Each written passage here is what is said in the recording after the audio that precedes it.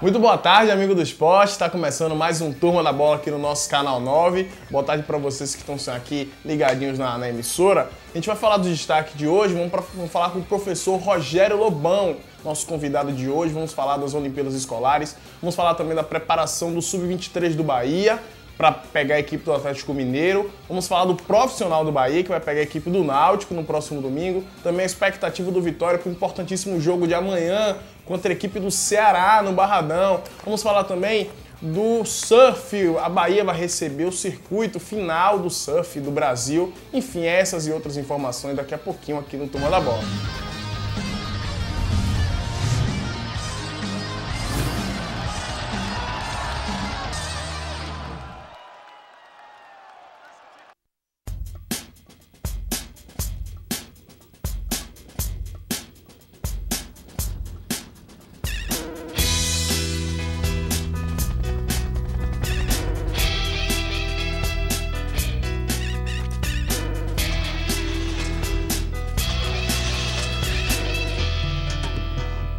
O planeta precisa do Greenpeace. O Greenpeace precisa de você. Junte-se a nós.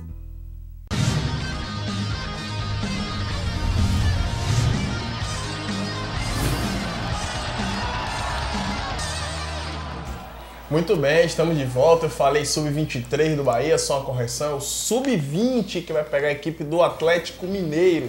Mas para começar logo o nosso programa de hoje, dá logo boa tarde aqui ao nosso comentarista de todos os dias, Lula Pereira. Boa tarde, mais uma vez, seja bem-vindo. Boa tarde, Brasil, boa tarde, Lobão e amigos do esporte. Tô nervoso, eu disse isso na quarta, tô mais nervoso hoje. Não vejo a hora de chegar a segunda, para acabar essa agonia. Tanto do Vitória quanto do Bahia. Irmão, viu?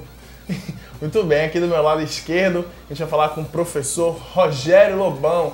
Vamos tratar aqui das Olimpíadas Escolares. Lobão, boa tarde, seja bem-vindo. Boa tarde, Márcio. Boa tarde a todos os telespectadores da Turma da Bola. Bom, Lula, pra gente começar logo falando das Olimpíadas Escolares, eu quero saber você, como a gente fala do esporte amador em geral, que a gente vê poucos, quase nada na verdade aqui em Salvador, de lugares para se praticar um esporte de qualidade. Eu digo basquete, vôlei, futsal, enfim. Tirando o futebol, que tem aí o Pituaçu, tem o Vitória, tem o Barradão, a Arena Fonte Nova tá chegando.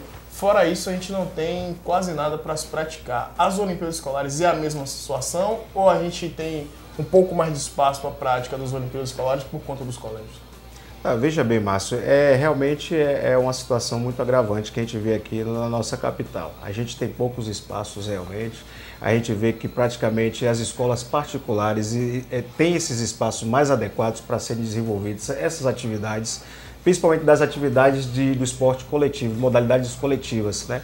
que são as basquete, o handebol, o voleibol e o futsal. Né? Com relação à questão das atividades de modalidades individuais, ela fica um pouco a desejar também. A gente tem pouquíssimos espaços aqui na nossa capital. A gente vê que o único espaço que eu poderia dizer que tem condições adequadas para desenvolver atividades de modalidades individuais seria o espaço do SESI Simões Filho. Né? E infelizmente a gente tem essa precariedade aqui na nossa capital.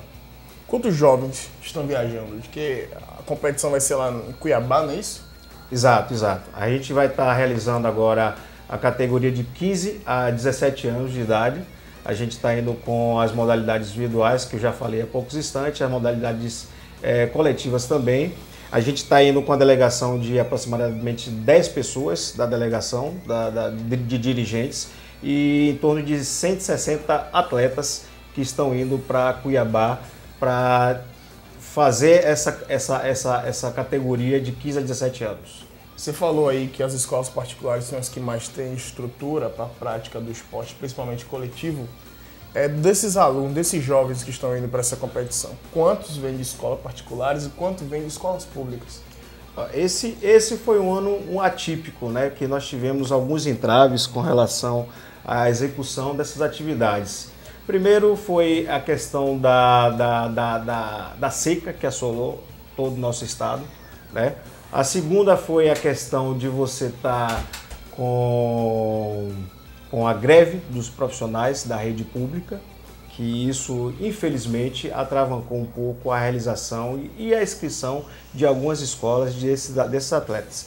E eu diria que a terceira também seria pelo fato de ser um ano de eleição, que isso atravanca também um pouco essa questão da realização das inscrições das unidades de ensino e da participação dos atletas nessas modalidades.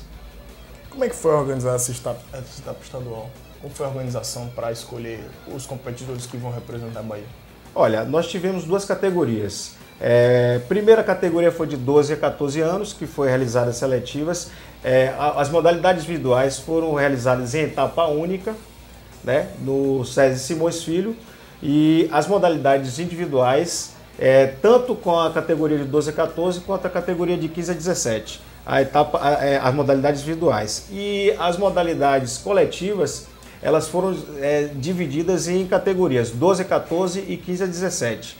De 12 a 14 aconteceu no período de setembro, né, e de 15 a 17 aconteceu no período de agosto. Como foi?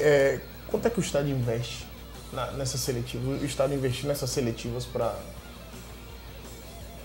conseguir os jovens, a classificação desses jovens. Quanto foi que o Estado investiu nessas seletivas? Olha, nesse ano a gente teve um investimento de em torno de R$600 mil com relação ao desenvolvimento dessas atividades, das seletivas quanto das Olimpíadas, né? Isso está incluso também a questão de você estar realizando essas seletivas que foram realizadas aqui na capital. Algumas unidades de ensino vieram do interior para desenvolver essas atividades aqui na capital. E as modalidades individuais, como eu já falei, foram desenvolvidas em uma única etapa no SESI Simões Filho. E para finalizar com a participação desses jovens, das duas categorias de 12, 14 e 17 anos de idade, a gente teve um deslocamento de duas delegações. Uma delegação de 12 a 14 anos que girou em torno de 170 a 180 pessoas, incluindo dirigentes e atletas, né? E a outra categoria que vai ser desenvolvida, a gente está se deslocando para Cuiabá amanhã para realizar esses jogos que giram em torno de 190 pessoas, incluindo dirigentes e atletas. Ô Lobão, eu fico assim imaginando o seguinte: a nossa capital talvez seja a única cidade do Brasil que não dispõe de um ginásio confortável, bom, técnico, para a prática de futebol de quadra, ou de esporte de quadra, perdão. Nenhum tipo de esporte aqui. Vôlei, basquete, handebol, futebol de salão. Não temos uma piscina olímpica, não temos um ginásio poliesportivo para abrigar esses atletas que hoje, aliás, que amanhã estão indo para o Mato Grosso, porque eles não treinaram o suficiente, eles não tiveram tempo suficiente, não tiveram preparação suficiente. E a gente sabe que aqui de Salvador, aqui na Bahia, tem grandes atletas.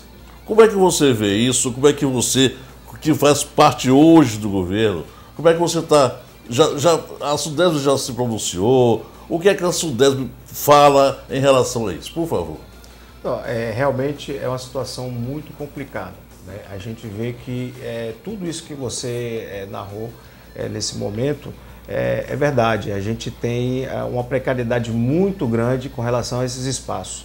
Agora, nós da Sudesb temos essa preocupação em fomentar o esporte juntamente não só com as escolas particulares e as escolas públicas, que é o nosso público-alvo, até pelo fato de ser uma instituição do governo, a gente dá uma prioridade, mas a gente vê que é muito complicado. Eu, particularmente, minha visão profissional, eu vejo que é uma situação agravante. Mas discutindo isso internamente com o pessoal da Sudesb, ontem nós tivemos uma reunião com o nosso diretor de fomento ao esporte para a gente tentar desenvolver algumas atividades, para a gente desenvolver alguns projetos. Esses projetos já foram colocados em pautas, né, para a gente estar fomentando o esporte. Agora, infelizmente, essa questão dos espaços, a direção da Sudesb está atenta e a gente está tentando reverter esse quadro. Como? Né? Os Jogos Abertos que nós tivemos agora em 2012, a gente teve a participação aí de apenas 47 municípios. A gente sabe que no nosso estado nós temos 417 municípios. Sim. E a gente tem pouco mais de 10%. Então, o que é que a SUDESB vem fazendo para tentar minimizar esses impactos negativos? A gente tem observado alguns espaços, a gente sempre procura fazer parceria com as prefeituras, né, desses municípios, e aqui na capital a gente tem essa questão que é um pouco, que está sendo esse entrave. A gente está vendo aí que está vendo as Olimpíadas, a gente está vendo que está tendo a Copa também, e a gente está tentando cada vez mais fazer com que essas escolas investam um pouco mais e aí o governo tentar investir mais para ver se a gente consegue recuperar os espaços que nós temos. Claro que você não é diretor da SUDESB para poder ter essa resposta, talvez você não possa dar essa resposta. Mas existe algum projeto na SUDESB para que tenhamos um ginásio de esporte desse quilate, que possamos abrigar campeonato de fora, que possamos abrigar 10 mil pessoas ou 6 mil pessoas, que é o mínimo exigido, que possamos trazer um campeonato grandioso para cá, para Salvador? Existe um projeto para que esse ginásio de esporte seja concluído, seja feito, seja elaborado? Nesse momento eu não sei te responder essa questão, né? Até porque eu sou técnico, né, e trabalho juntamente com a coordenação. Pelo menos o zum, né? Mas essa preocupação é pertinente. Essa preocupação eu vejo, inclusive do nosso superintendente, o senhor Raimundo Tavares, né, o nosso Bobô, e a gente vê que existe essa preocupação não só deles, da direção da SUDESB, mas também de todo o corpo, de corpo docente da SUDESB. Alguns professores a gente vê que essa questão é com certeza muito preocupante e a gente cada vez mais a gente vem sinalizando não só para a direção que é importante que se invista cada vez mais na melhora dos equipamentos e novos equipamentos para que a gente possa desenvolver essas atividades esportivas. Aquela questão, tem um ginásio, vamos assim, na saída da Avenida Gal Costa, chegando no São Rafael. Aquele ginásio é da SUDESB. Isso. E diversas vezes que eu passo lá, o ginásio é sempre vazio, não se usa nem o campo. Poucas vezes eu passei e vi usando o campo de grama, que é o que fica do lado de fora. A parte que é coberta, tem a quadra poliesportiva que dá para ser usada tanto como vôlei, que eu nunca entrei, com basquete, mas dá para ver. Tem a tabela do basquete, por que não se usa? Pelo menos eu nunca vejo, diversas vezes eu passo lá, nunca tenho uso. Eu não sei te responder essa questão, até porque, como eu falei para vocês, eu trabalho no setor que é a coordenação de apoio ao esporte, e esse setor ele desenvolve justamente as atividades que são os Jogos Abertos e as Olimpíadas Escolares, e também fiscalização e orientação de alguns projetos que podem ser desenvolvidos no interior do estado. Eu acredito que esse espaço, e eu já vejo também alguns comentários dentro da SUDESB, que esses espaços vão ser utilizados a partir de 2013. Não só esse, mas também a construção de um ginásio em Cajazeiras, que a gente já está aí às portas esperando para que ele seja concluído. Agora, é claro que a gente vê as escolas públicas, infelizmente, a gente vê que os espaços são subutilizados também. E a gente precisa cada vez mais procurar sensibilizar não só os profissionais que trabalham com a educação física e com o esporte, mas também as direções dessas instituições, dessas escolas, para que eles possam tentar mobilizar e conseguir algum recurso juntamente com o Estado para que a gente possa desenvolver essas atividades. Olha, eu vejo assim, você tem a maior boa vontade do mundo, está aqui, está dando a cara para bater, mas que infelizmente para você fica até deselegante eu perguntar agora algumas situações, porque esse grupo que você vai levar para amanhã para o Mato Grosso não teve o grupo o treinamento necessário para chegar lá e competir de igual para igual com os outros. Por quê? Porque não teve espaço suficiente, não teve equipamento suficiente, não teve local suficiente para treinar. Está indo com recurso, está indo bem encaminhado, está indo com a proposta de vencer. Mas chega lá, cadê a força? Cadê o treinamento? Então, é isso que eu quero me bater. A gente precisa, urgentemente, de um ginásio central. Não adianta botar um em Cajazeira, não adianta botar um em Gal Costa, não adianta botar um em Pernambués, lá na Boca do Rio, lá na Barra. A gente precisa de um central, como tinha o Balmininho. Porque aí você tira o melhor de Cajazeira, você tira o melhor da Barra, você tira o melhor de Pernambués, ali sim, aí joga no Balmininho, no antigo Balmininho. Como assim? Mas aí tem que ter aí é que tá. nos centros mais distantes, porque para você tirar o melhor de Cajazeiras, tem que ter em Cajazeiras também. Sim, né? Não estou dizendo que não deva ter em Cajazeiras. Eu digo que deva ter, mas temos que ter um central. Por quê? Porque aí o Lobão vai chegar, fazer uma pesquisa em Cajazeira, com professores coligados dele. Ele vai chegar para você, que mora aqui, fazer uma pesquisa aqui. Os melhores da Bahia, os melhores de Salvador estarão no dia para representar a Bahia. Entendeu? Eu estou entendendo o seu ponto de vista e eu acho isso muito pertinente. Né? Mas a SUDESB ela está antenada para essas questões. Eu não sei te responder nesse momento, até porque eu não tenho propriedade para responder isso. O mais indicado seria para a gente tentar conversar um pouco com a direção da SUDESB, que aí existem projetos, com certeza, e eu acredito nisso, e eu vejo os comentários com os profissionais que a gente elabora dentro da SUDESB, essa preocupação é pertinente com a SUDESB. Eu acredito que nesses próximos 5 anos a SUDESB deve estar antenada para essa questão, pelo fato da gente estar sediando a Copa Mundial, exatamente, pelo fato da gente estar com as Olimpíadas também, todas essas questões, todos esses equipamentos que estão sendo gerenciados no nosso estado, eu acho que vai ser uma grande oportunidade para que a gente possa cada vez mais crescer e que a gente possa ficar antenado, que a gente possa tomar algumas atitudes que sejam pertinentes para que isso não fique nesse estado.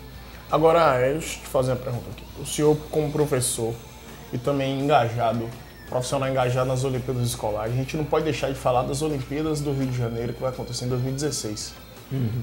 E o senhor acha hoje, vendo a situação que está no nosso estado em relação aos esportes olímpicos, nós temos um baiano que possa representar, pelo menos um, possa representar a Bahia em alguma categoria, e desses que estão participando hoje das Olimpíadas Escolares, acho que tem algum competidor, um esportista que possa também fazer bonito nas Olimpíadas, caso se classifique? Olha, eu acho um pouco complicado falar isso, até porque para se preparar um atleta você tem que ter uma demanda de no mínimo uns 10 anos.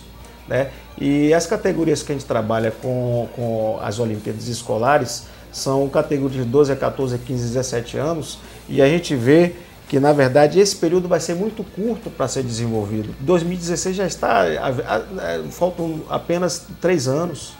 Né? Então eu acho muito complicado. Uma atleta de alto nível seria impossível se fazer. Seria impossível. Se forjar nesse tempo. Correto. É praticamente impossível. Até pelo fato também da gente saber também que essas atividades são atividades amadoras. Infelizmente a Bahia hoje, tanto na categoria de 12 a 14 e 15 a 17, todas as categorias das modalidades individuais estão na terceira divisão. Então, realmente, a gente vê que é uma situação preocupante com relação à questão do esporte. E é justamente isso que a SUDESB está antenada para ver se a gente consegue reverter esse quadro. Através do governo do estado, a SUDESB vem fazendo esse trabalho para ver se a gente consegue cada vez mais fomentar o esporte amador, né, e tentar melhorar a qualidade do esporte de alto rendimento. Que a gente sabe que nesse momento a gente não tem muitos frutos a colher a curto prazo. A gente nota que, a curiosidade, que a Bahia não tem sequer um uniforme para competir. É muito caro comprar um uniforme para esses atletas? Você se refere aos uniformes do pessoal das Olimpíadas Escolares? Isso. Certo. Veja bem, a gente tem um orçamento que a gente está fechando, inclusive o orçamento de 2013, e a gente faz uma previsão. E a gente tem esses uniformes, infelizmente, a gente tem só fazendo a doação para esses atletas apenas da camisa. A gente vê que tem um investimento, por exemplo, alguns outros estados, quando perguntam para a gente qual é o investimento que vocês fazem para um evento dessa natureza, Em comparação com, por exemplo, o Rio de Janeiro e São Paulo, ele é uma fatia muito pequena, eles investem mais de 2, 3 milhões e o investimento que a gente tem nesse momento, nesse ano de 2012, foi de apenas 600 mil. Então, a gente tem cada vez mais procurar melhorar essa condição dos espaços e essa questão da participação desses jogos é muito importante que a gente procure melhorar a qualidade da participação deles com relação ao esporte amador. Lula, alguma pergunta? Não tem pergunta, porque o que eu vejo é o professor Lobão, é o professor Paulo que veio aqui, outros professores todos imbuídos de boa vontade. E só de boa vontade não resolve. Por quê? Porque é preciso que se dote esses senhores, é preciso que dê a esses senhores a condição de trabalho que ele não tem. Como é que o cidadão vai sair daqui com um orçamento de 600 mil quando São Paulo e Rio botam 2 milhões? Quando a Bahia é o estado que maior arrecada do Nordeste e perde para o Ceará, perde para Paraíba, perde para o Piauí, perde para Sergipe. Aí fica muito difícil levarmos os nossos atletas agora para o Mato Grosso para que eles possam tirar leite de pedra com a boa vontade do professor, com a boa vontade de José, com a boa vontade de Luiz, com a boa vontade de todos, mas o recurso, a técnica, a dinâmica, para que se forje alguma coisa de positivo, não tem. Aí eles vão fazer milagres e tentar tirar o que não tem, que é o suor e a vontade. Muito bem, conversamos hoje com o professor Rogério Lobão. Professor, muito obrigado pela sua presença. Quando quiser divulgar alguma coisa, sinta-se à vontade. Né? No retorno também de Cuiabá, pode vir aqui. Sinta-se à vontade, as portas aqui estão abertas sempre para ajudar, com certeza. Com certeza. Muito obrigado pela participação. E estou à disposição aí para contar, pode contar comigo e com a Sudese para a gente estar trazendo algumas novidades, né? A gente sabe que, infelizmente, nesse momento a gente está numa situação precária, mas a gente vai tentar resolver essa questão, tentar reverter esse quadro caótico que a gente vive no estado da Bahia. Se Deus quiser. Muito bem, conversamos hoje com o professor Lobão. A gente vai no break comercial, daqui a pouco a gente volta, a gente vai falar de Bahia, vai falar do Sub-20 do Bahia, vamos falar do Vitória, expectativa do Vitória pro jogo contra o Ceará amanhã, um jogo importantíssimo, o Vitória tem que vencer, vai vencer e vai para a primeira divisão, enfrentar o Bahia, que vai vencer no domingo também, ficar na primeira divisão, e a Bavi na primeira divisão. Daqui a pouco a gente volta aqui no Turma da Bola.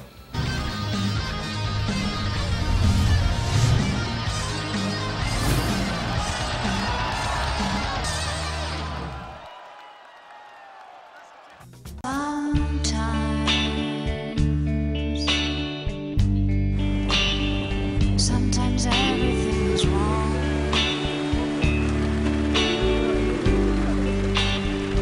Now it's time to sing along. When your day is night alone. Hold on. If you feel like letting go. Hold on. When you think you had too much of this life, well, hang on. 'Cause everybody hurts. Take comfort in your friends. Well, everybody hurts.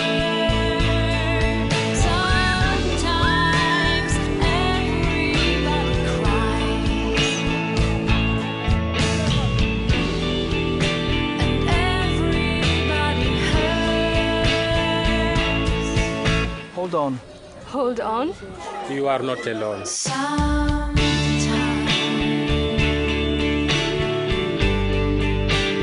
everybody hurts. Sometimes, so hold on. Hold on. Hold on.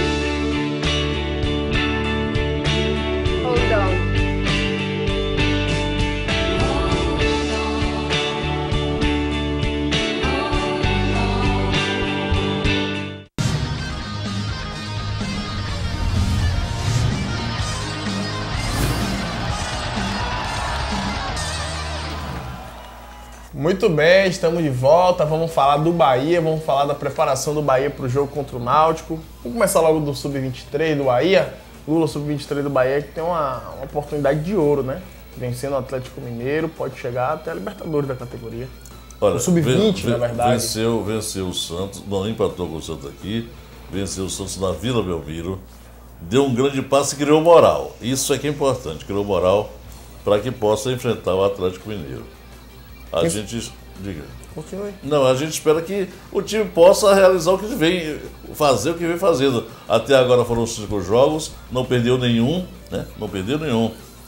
A continuar com essa caminhada, deve vencer o Atlético e o Grêmio perder por Vitória, para que tenhamos dois nordestinos na Sul-Americana Sub-20. Isso que é importante.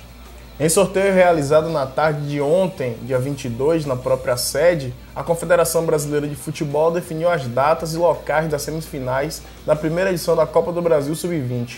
O Bahia, depois de passar por ABC, Boa Esporte e Santos, terá pela frente o Atlético Mineiro. O primeiro confronto entre baianos e mineiros acontecerá na próxima terça-feira, dia 27, às 19 horas, horário aqui da Bahia, na Arena do Jacaré.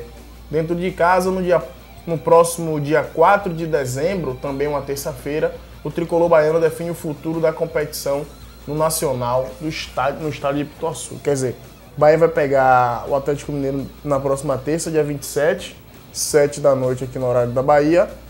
E depois, no dia 4 de dezembro, na semana seguinte, pega aqui no Pituaçu. É uma oportunidade de ouro. É a grande chance. O Bahia vencendo pode até chegar na categoria sul-americana, né? O sul-americano da categoria. Quem passar aí, são 2 para a Sul-Americana. São 2. Se o Vitória passar, A Libertadores. Libertadores Sub-20, né? Exatamente. Libertadores Sub-20. Que nunca se pensou nisso, né?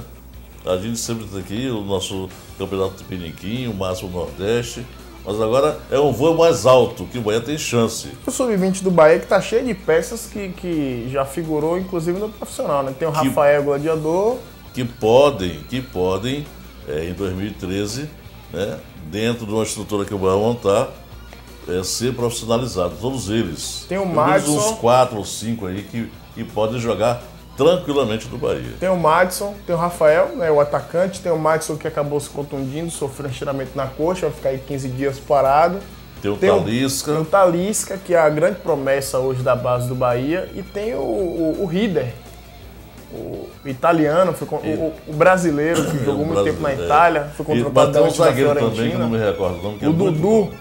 Dudu. que é o capitão, que inclusive Esse foi uma das zagueiro é muito opções no jogo passado. Então o Bahia tem o quê? Dudu, o Talisca, o Madison E o Rieder. O Rieder. E o Fábio, e tem o Fábio também. É o lateral esquerdo. Que é o Mini também, Avenue, conhecido como Mini Avenue, é o Fábio, que é o meio-campista. Então, do mesmo jeito que o Vitória está cheio de bons jogadores, o Bahia dessa vez parece que pegou uma safra boa. Dessa vez pegou uma safra muito positiva, muito cheia de técnica e não vai perder seus atletas. Não vai perder porque finalmente o Bahia começou a pensar como um time grande. Muito bem, agora a gente vai falar do profissional, o Bahia, o grandão, o que joga domingo contra o Náutico. Eu vou pedir licença aqui, vou apresentar logo o nosso Catugi que fala do Vitória, mas eu vou pedir a opinião dele no jogo do Bahia Claro. contra o Náutico. Catugi, boa tarde, seja bem-vindo.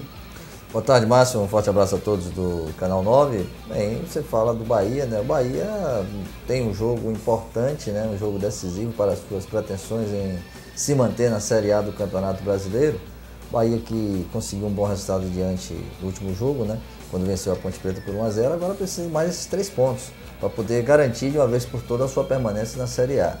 Então é um jogo importante que o treinador Jorginho vai ter aí algumas situações, né? Que já que ele tem alguns jogadores de volta, uma situação que dá uma tranquilidade maior, muito melhor em relação ao jogo da Ponte Preta, né? Quando ele praticamente não tinha um jogo de zaga e algumas situações também de jogadores que não podiam atuar por vários motivos. Mas dessa feita não, dessa feita ele tem aí o time praticamente completo, né?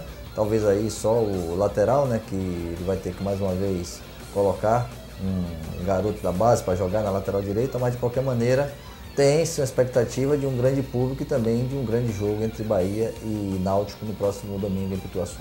Você citou aí o lateral, o Lucas, que vive inclusive uma grande expectativa, porque ele já vem treinando como profissional tem mais ou menos 15 a 20 dias, foi entrevistado essa semana, falou que vai jogar do jeito que o professor pedir.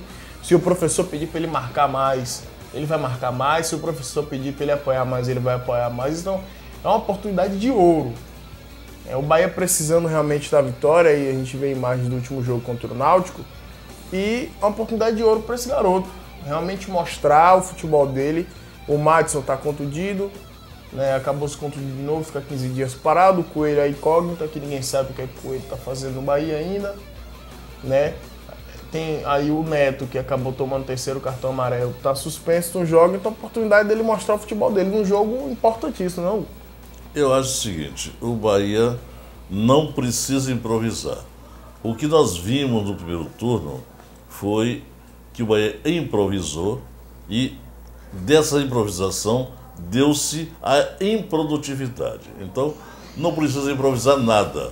Se tem o Coelho ou se tem o Lucas, coloca-se o melhor para jogar. Todo o time do Bahia está pronto, está apto. O Bahia vai com força máxima para o jogo de domingo contra o Náutico. E já o Náutico, pelo que a gente sabe, pelo menos duas peças principais não jogam, apesar de voltar o Martinez, que foi o cara que fez o gol contra o Bahia. Aquele gol espírita. Espírita não, deram espaço, o cara chutou, ele chuta bem, toda a vida chutou bem, né? Deram espaço, ele chutou. Não foi nada de gol espírita. E sempre foi no final do jogo.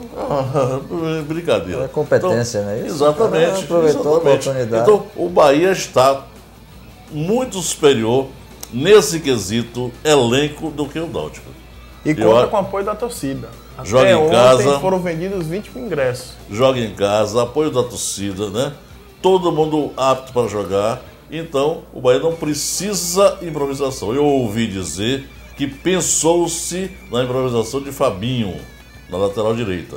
Eu espero que não ocorra.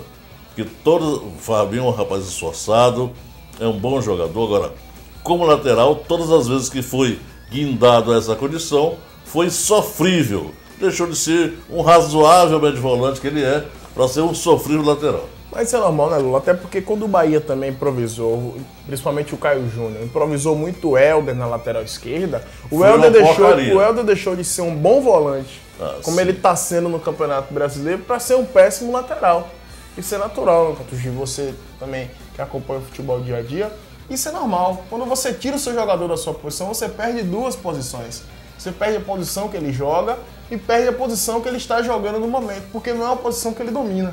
É verdade. Inclusive, o Bahia sofreu muito. Eu acho que muitas situações negativas que o Bahia passou no primeiro turno foi exatamente nessa questão de jogar com dois laterais improvisados. Quando você joga com um, ainda você consegue administrar esse problema. Mas você jogar com dois laterais improvisados, dois volantes improvisados, então realmente é uma situação difícil. Foi o que aconteceu com o Bahia. Mas então agora o Jorginho ele tem opções para não precisar improvisar. E eu acredito que ele vai, dentro dessas opções que ele tem, ele vai usar exatamente aquilo de melhor que ele tem. Porque improvisar o Fabinho, eu acho que você perde um bom volante para ganhar um esforçado lateral.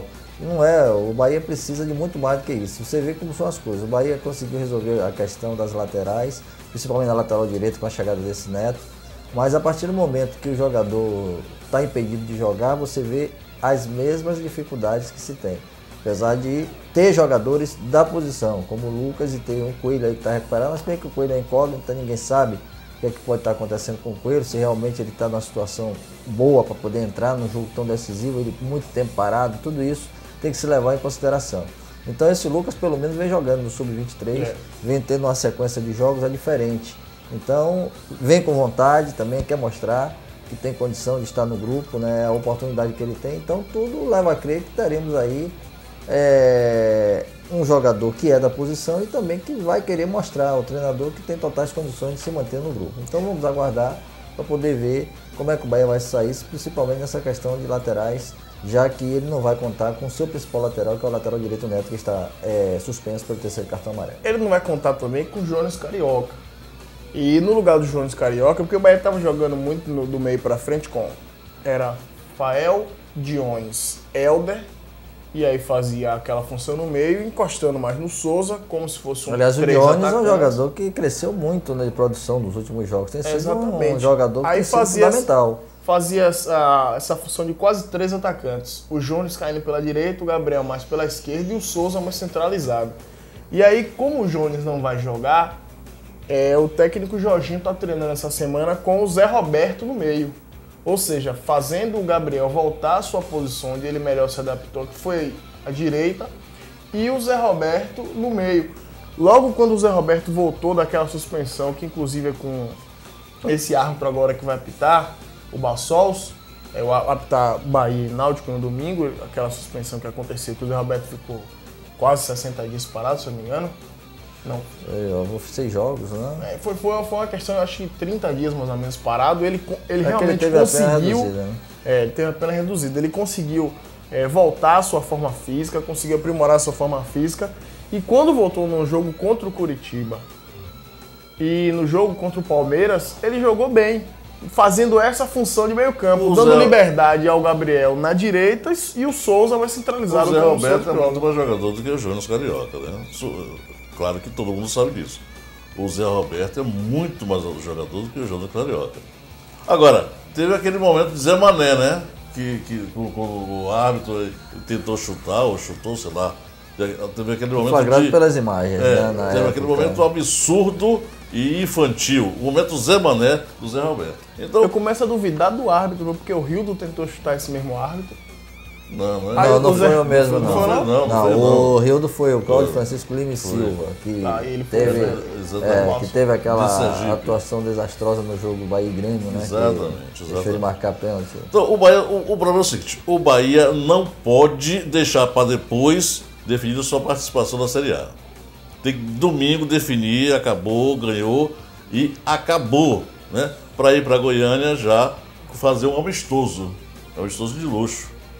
E depois, da segunda-feira, reunir toda a diretoria, reunir os jogadores, aqueles que ficam, permanecem, e os outros, um abraço a todos e até a outra oportunidade. Mas você tá falando quem sai quem fica, pra você quem sai quem fica do Bahia. Não era a hora de dizer isso agora. Pra você não Sim, tá falando que quem vai sair gente vai ficar gente? Claro que vai sair. Pronto, diga Claro quem que vai sair. na sua opinião, quem No deve meu sair time, e quem deve ouça ficar. bem, a gente discutiu outro dia Escale aqui. o Bahia pra 2013. Ouça bem. a Não, gente peraí. O Bahia seu que você Bahia- escalou, não. o seu o Bahia Bahia que pra você 2013. escalou, o Bahia que você escalou, que era pra esse ano, era o Bahia pra estar brigando pela Libertadores, que era Lomba, Coelho, Tite, Lucas e Avni, né? Helder, o Fael, o Pop Jones, Zé Roberto, não, Kleberson, Mancini e Jefferson, Zé Roberto e Souza, era um timaço. Eu quero, Desses aí, quem jogou? Diga aí. eu quero que você começou falando que vai sair gente, vai ter que Vai, entrar claro gente. que só vai sair. Já que você está dizendo isso, escale o Bahia de Eu não posso 2013. escalar, porque... Não, exemplo, eu tô falando assim, ó. Você vai me dizer que o Coelho vai embora, então você já não Coelho vai conta embora. com o Coelho pra 2013. Então, provavelmente. Lateral direito do Bahia, Na Madison, Neto e Gil. Ou então Lucas agora. Certo. Zagueiro central pode ser o Tite, não, o zagueiro central não, o Dani é zagueiro central. E aí, o Tite, lateral esquerdo, o Jussandro, tem o menino da base, e tem o Madison, tem o Avni também chegando. Isso aí, não posso só escalar agora. Não adianta que eu não vou Mas o Avni tem aí uma proposta dele jogar pro meio de campo, não é isso? Ele Caso do recebeu problema um das conselho, contusões, diminui ele recebeu um conselho médico que era melhor ele para o meio campo, porque a carga de violência que ele pega é menor. Né? E lateral também ele tem que se deslocar, porque ele marca, ele ataca, né? Exatamente. Quer dizer, tem uma... A força física que ele empregará como lateral é muito maior. Entendeu? Por isso que os médicos aconselharam-no a ir para o meio campo. Então, tudo isso é especulação. O time que eu coloquei aqui, que você me disse no papel, era para estar brigando na cabeça. Na cabeça. Mas não deu certo quase nada disso. Aí Nada também disso. já é falta de sorte, né? Exatamente. Ninguém vai culpar jogadores... agora o seu Marcelinho ou o seu Paulo por isso. Né? Mas que nos próximos contratos que exija ou exista uma cláusula permitindo o seguinte: improdutividade, demissão. Improdutividade, cancela o contrato. Porque se você vive de produtividade, de produção... Lula, isso aí acontece muito com o jogador que tá começando, viu? Porque o jogador que já é experiente não vai querer fazer um contrato de improdutividade. Se ele tiver confiança em si, ele vai. Não é questão de confiança, não. Um jogador experiente a não ser, peraí, Mancini, mandado fazer um contrato de improdutividade. Contusão. Aí, porque a contusão é uma coisa que... aconteceu com o Jefferson. Exatamente, é uma coisa que você não pode... Se bem que a dor é subjetiva. Se eu disser agora que estou sentindo dor, você não vai dizer que não estou. Mas até o doutor da dor agora, né? Que detecta tudo. Sabe, tantos exames que detectam realmente lesões. A voz da consciência está querendo me morder. Pronto. A gente vai para a Copa das Confederações agora, na volta. Agora, vamos falar de Copa das Confederações. E Lula, recorde. 24 horas de vendas. 24 horas de venda de ingresso. 74 mil ingressos vendidos para a Copa das Confederações. Que foi uma promoção feita com um dos patrocinadores, do Visa. E aí só quem tinha cartão Visa poderia comprar os ingressos antecipados das Copas das Confederações. 74 mil ingressos vendidos em 24 horas. Você quer mais sucesso do que esse? Não existe, né? O sucesso é esse aí. Quando você tem o que apresentar, quando você tem o que oferecer, o público é receptivo. O que não pode é você jogar com Márcio Júnior, Catugi e Luiz Alberto no ataque e querer cobrar um absurdo. Né? A comercialização dos ingressos para a Copa das Confederações, que iniciou nessa quarta-feira, foi exclusiva para donos de cartão Visa, bateu o recorde histórico da competição, que terá a sua 9ª edição no Brasil entre os dias 15 e 30 de junho do ano que vem. No entanto, a entidade máxima do futebol não revelou o número de vendas no primeiro dia de versões anteriores. Essa primeira fase de venda que termina na sexta-feira da semana que vem para os 16 jogos do torneio, mas a entidade reservada é limitada. Em 24 horas, como eu já falei, foram vendidos 74 mil ingressos, segundo o balanço da FIFA divulgado na quinta-feira. Os jogos mais procurados foram a abertura em Brasília e a decisão, que será no Rio de Janeiro. Brasília, Rio, Recife, Fortaleza, Belo Horizonte e Salvador receberão partida do torneio que envolve a seleção brasileira e as campeãs continentais. A vice-campeã europeia, Itália, participará porque é a campeã da Eurocopa. Espanha já havia garantido a vaga por ser campeã mundial. Também marcaram presença nos estados brasileiros Uruguai, Japão, Tahiti e México. O campeão africano só será definido em janeiro do ano que vem, depois do sorteio do torneio que acontecerá no dia 1º de dezembro. 74 mil ingressos em 24 horas. É um recorde. É o que eu digo a você. Impressionante. O que eu digo a você. Se você tem o que oferecer, o povo tem que cobrar. Coisa boa é sempre receptivo. A gente vai no break comercial para falar do Vitória, a expectativa desse jogo importantíssimo do Vitória no próximo sábado, no amanhã, contra a equipe do Ceará. O Vitória tem que vencer, pelo menos empatar, né? Um ponto garante o Vitória na primeira divisão, porque aí é só alegria e o Vitória ano que vem jogando o Bavi com o Bahia na primeira divisão também, porque o Bahia vai vencer domingo e daqui a pouco a gente volta aqui no Turma da Bola.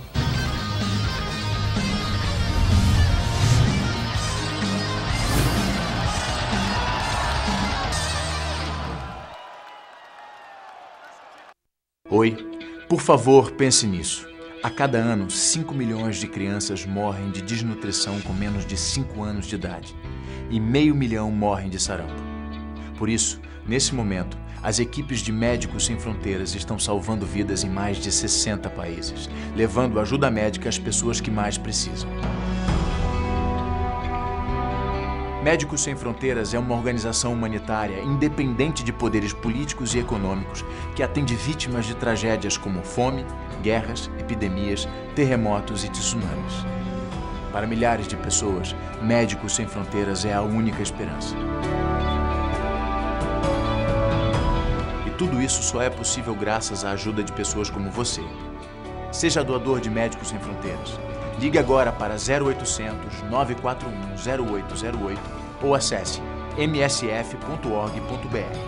Com apenas R$1 por dia, R$30 por mês, você ajuda a salvar milhares de vidas. Por exemplo, com R$30 mensais, conseguimos dar água potável para 100 vítimas de uma catástrofe ou tratar de uma criança desnutrida por mês. Em outubro de 2010, nós vivemos um surto de sarampo em Moçambique. Foi muito difícil, pessoas morrendo dentro de casa, sem acesso a medicamentos. Nos dias de hoje, as pessoas morrerem de uma doença prevenível por vacina é inadmissível. Em 2009, Médicos Sem Fronteiras tratou de 250 mil crianças desnutridas em 34 países e vacinou mais de 7 milhões contra a meningite. Seja doador de Médicos Sem Fronteiras. Ligue agora para 0800 941 0808 ou acesse msf.org.br. Médicos Sem Fronteiras. Precisamos de você para salvar vidas.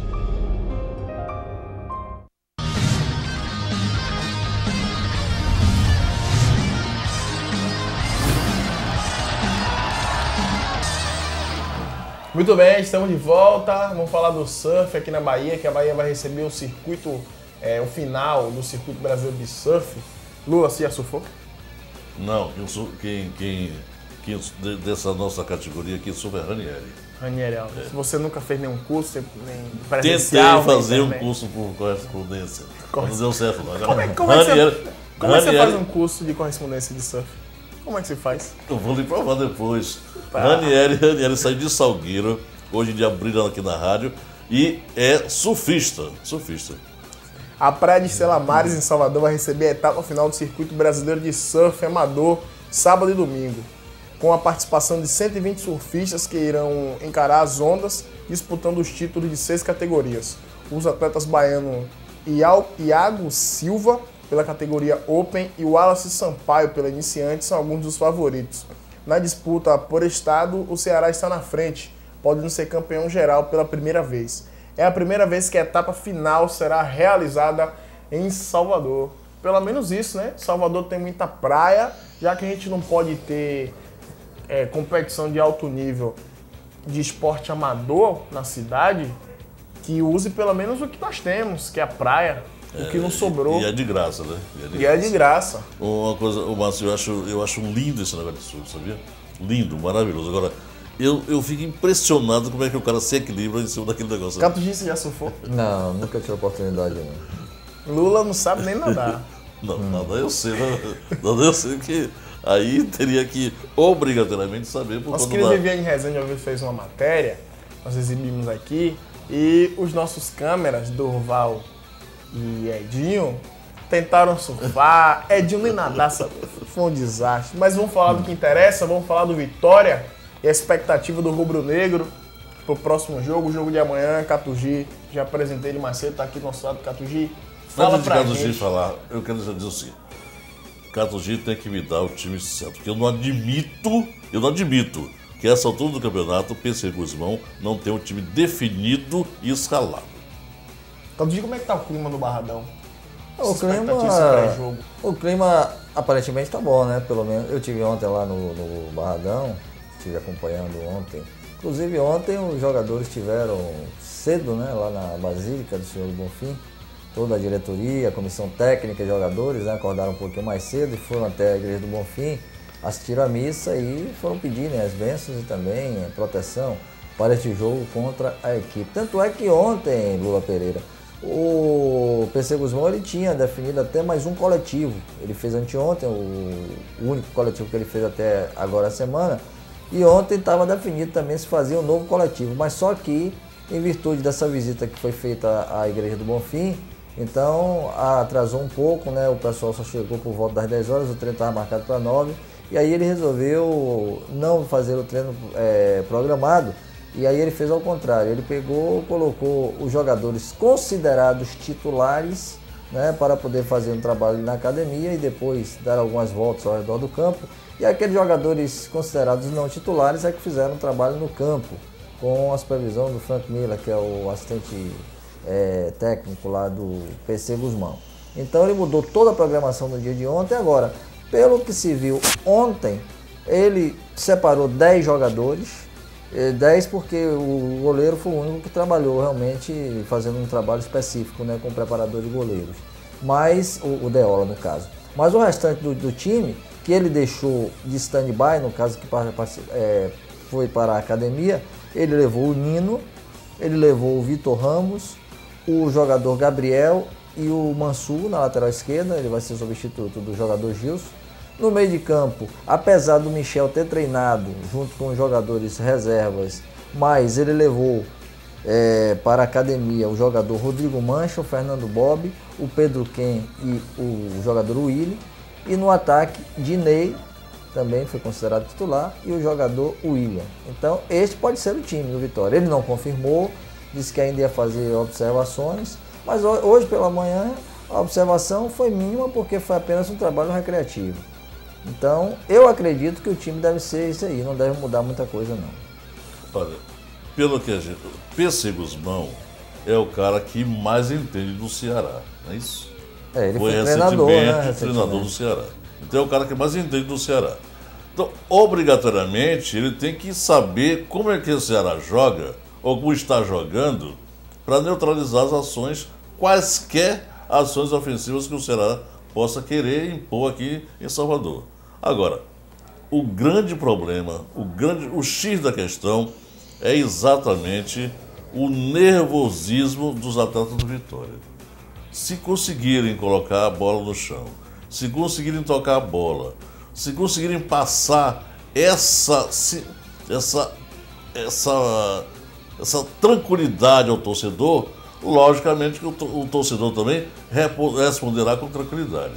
Agora, Pedro Ken, Rodrigo Mancha, William, Gabriel e o Deola são os jogadores mais velhos, mais experimentados, mais técnicos do time do Vitória.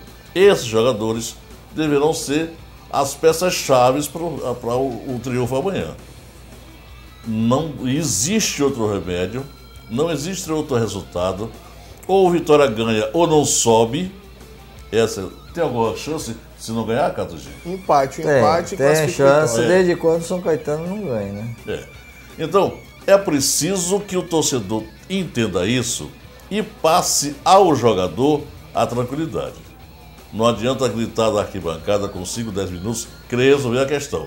O jogo são 90 minutos, se decide a partida de futebol. É isso, o jogador não pode entrar na onda da torcida, porque a torcida vai querer que o Vitória vá pra cima e que faça logo o gol para acabar essa expectativa. Mas se o jogo acabar em empate, o Vitória sobe, né? Sobe. Então assim, é só ter calma. São 90 minutos, o Vitória já começa o jogo classificado na primeira divisão.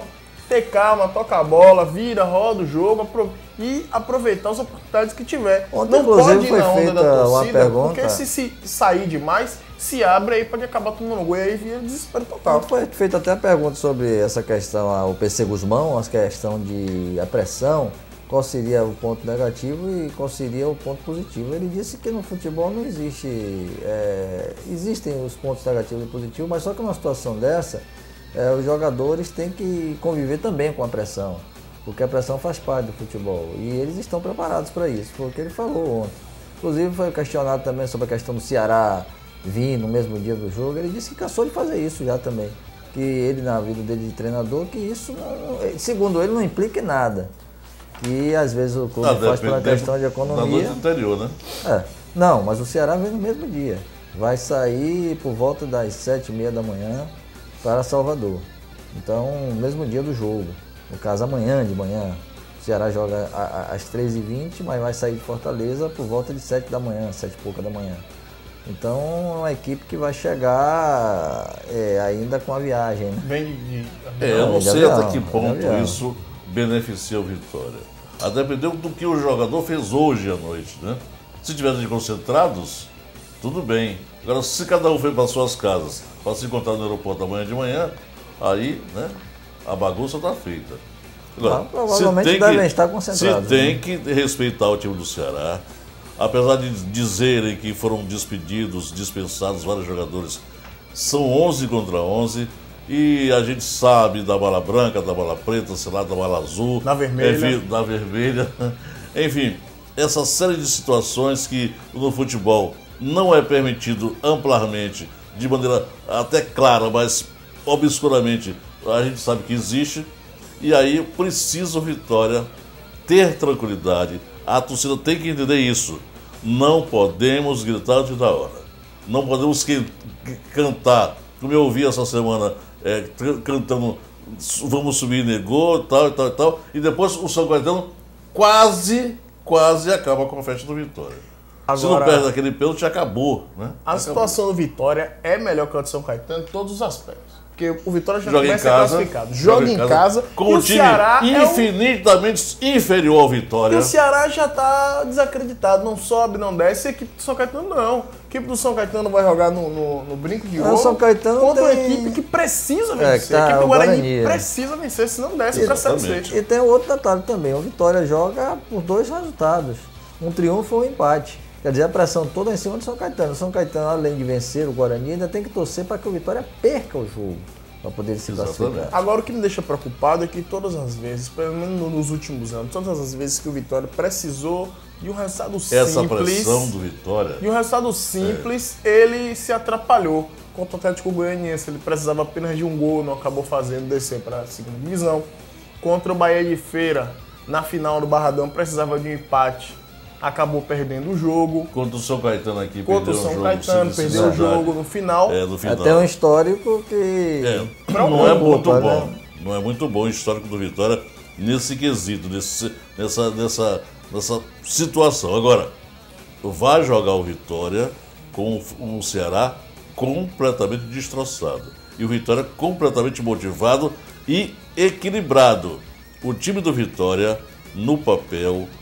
na boca do povo, em qualquer lugar, é muito superior ao time do Ceará. Então, não tem desculpa. É a torcida ajudar, o jogador se ajudar e vencer a partida. Não, depender da torcida, a torcida vai. A torcida vai porque até ontem já tinha mais de 13 mil ingressos vendidos. Há uma expectativa de um grande público no Barradão, no sábado, no caso amanhã. E com certeza o Vitória vai fazer jus ao mando de campo também. Aproveitar o momento que tem para poder conseguir finalmente essa classificação. Essa classificação, Lula, já era para ter vindo há muito tempo.